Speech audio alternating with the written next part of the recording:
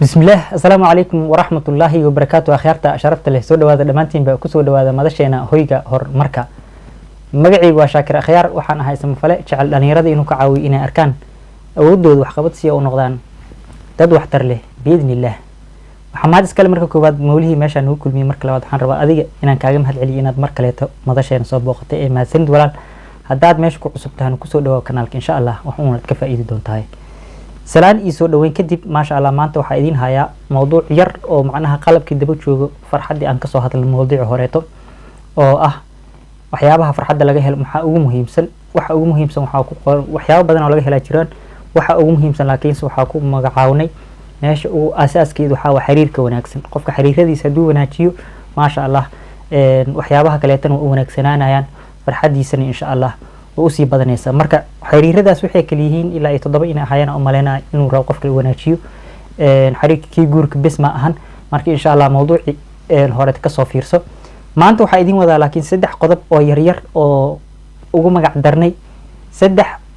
sir oo xiriir kasto xoojin karo macnaha xiriir kasto saddexdan sir uu ku xooganaan kara dabcan badanaa kuwa kale way jiraan laakiin saddexdan sir ay idin soo xulay saddexda sir marka mowduucan waxa rabnaa maanta record ina dhigno kii uu gaabna oo noqdo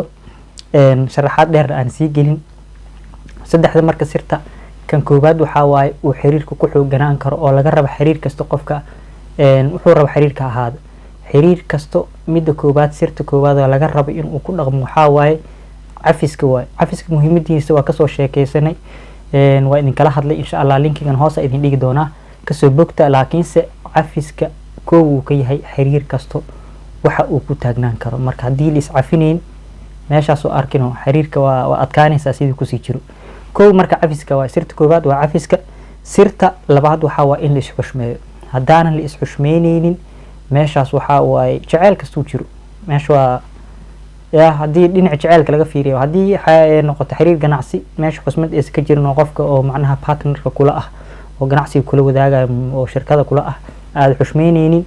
ma sii wada socon kartiin ama ina kala guurtiin dhici kara ama ganacsi meeshaas ku burburo saaxiibka sidoo kale saaxiib aadan xushmeyneenin oo aacaynaysid axmanaysid ama waxyaabo kale ku sameynaysa ayadana sidoo kale in uu dareema qofka xushmeynaya qofka kale marka si cad maalin kasta hadaa qofka uu xiriirka in ka dhaxeeyo oo xushmeynaysiin inta kasto dul qaadan karo dul qaadana haduu dul qof duqaad badan uu yahay marka kale laakiin se waxa laga yaabaa ama hubaal ah mar uu xushmad darada darteed in uu kaaga guuro uu ka tago xiriirkan ma arkino hadaan la isxushmeyneenin xiriirkaas xidid ma yeesho xiriirka ma arkino xushmada waxa waa marka xididka uu ku taagan yahay geedka hadii xididka laga jaro si taagnaana waa maya insha Allah marka xididkaas hal adkeeyo waa muhiim waa mid ka labaad ka saddexaad waxa waaye aaminaada qodob muhiim ah waa aaminaada oo meel kasta xiriir kasta idin dhahay kii oo guriga ma sha Allah xaaji iyo xaajida hadii is aamineen markastaba qofka kale ka shakinayo ya jacayl kasta oo jira u jeedaa meesha aaminaad hadii ka jirin xiriirkaas ma sii jirayo ma jacaylku waa xiiso waay ayaamaha koobaad uu jira markuu jiro laakiin si xiisaha uu dhamaado aaminaad ma arkino maalinba aaminaad darada ay sii badato xiisihiin uu sii yaraado ya indhaha ku furmayaan qofkan ma aamini kara leedahay si uu sii jooga habarteeday ka tahay meeshaas ayadana waxa dhici karto guriga inuu ku barbaro sidoo kale ganacsi waa ka soo sheekeysan dukaan qof isku darsateen uguma batagi kartid ya waxa aaminsantaa qofkan laba xabo shukulaato inuu ka siibo qasnada $2 uu kala baxo inta uu midkan waxa siiyo qof aan la aamini karin waay sidoo kale asxaabta sidoo kale qof asir ku aamintay sirti waxa aaminsantaa qofkan inuu qof kale u sii sheego tii labaad sidoo kale marka dambe qofkaas sir kuma aaminaysid mana la sii saaxiibi kariis saas darteed saddexdaas qodob oo sir ah maanta waxay ila ekaatay inay muhiim u yihiin qof kasto